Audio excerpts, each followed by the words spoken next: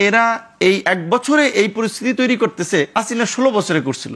সামনে তো এরা আরো বিপজ্জনক পরিস্থিতির দিকে নেবে। কাজেই শয়তানকে মোকাবিলায় শয়তান রাখা জরুরি।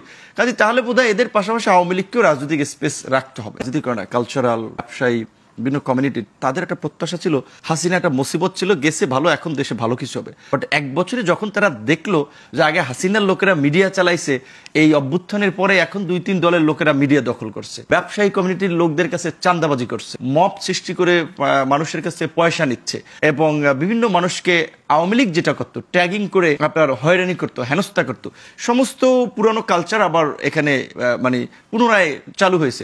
বিআইজিডি ব্র্যাকের একটা যে জরিপে দেখালো আওয়ামী লীগের সমর্থন 7%। দ্যাট মিনস এই ন্যারেটিভ আস্তে আস্তে দাঁড় করানো, এস্টাবলিশ করে যে আওয়ামী লীগের তাহলে পরবর্তী ফাইনাল নির্বাচন আগে দেখাবে 10 থেকে 15% জনমত আছে, এটা বাদ দিয়ে তুমি কেমনে নির্বাচন করবা? এখন বিদেশিরা আমাদের যে এই যে অর্থনীতি যেভাবে ওয়েস্টার্ন বেস অনেকখানি 10 বিলিয়ন, মার্কিন যুক্তরাষ্ট্রের 13 বিলিয়ন, ইউরোপীয় ইউনিয়নের, তো তারা বলবে যে আমরা শার্ট প্যান্ট কেনা কমাই দেবো তোমাদের দেশে যদি তোমরা ইনক্লুসিভ রাজনীতি না করো। কিন্তু ডক্টর ইউনূস কিংবা রাজনীতিবিদরা তখন খাইছে অর্থনীতি বাঁচাই তুলে, দেশ চালাই তুলে আওয়ামী লীগকে নিয়ে নির্বাচন করা লাগবে। পরিস্থিতি কিন্তু সামনে তৈরি হতে পারে। অস্তার রেটরিক কিংবা বক্তব্য রাজনীতির মাঠে আমরা অনেকে দিচ্ছি, ওটা ভিন্ন বিষয়। সবচেয়ে বড় বিষয় হচ্ছে এই গত এক বছরে আমরা অভ্যুত্থানের স্টেক হোল্ডাররা, গণ অভ্যুত্থানের দাবিদাররা আমরা যা করলাম সেইটাও আওয়ামী লীগকে কামব্যাক করার একটা রাস্তা তৈরি করে দিয়েছে। এটা বাস্তব। সো সেই জায়গা থেকে এখন আপনি যেটা বলছেন যে জিও পলিটিক্সের জায়গা থেকে ভারত ছাড়াও এটা ঠিক অন্যান্য প্লেয়াররাও মনে করছে যে হাসিনা যে ন্যারেটিভ দাঁড় করায় দিয়েছিল সেই ন্যারেটিভ তো অনেকখানি সত্য, যে in the absence of Awami League এখানে এক্সট্রিমিজম রাইজ হবে, হ্যাঁ, ইসলামিস্টরা ক্ষমতা দখল করবে।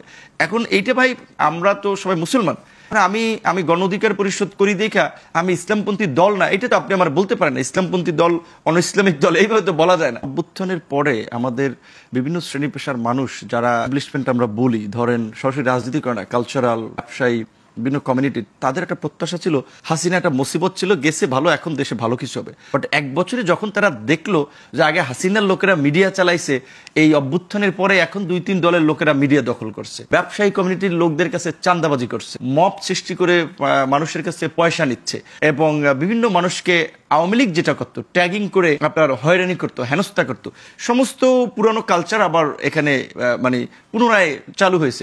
তাহলে আর কি পরিবর্তন হলো? তাহলে তো এখন এরা এই এক বছরে এই পরিস্থিতি তৈরি করতেছে, হাসিনা 16 বছরে করছিল।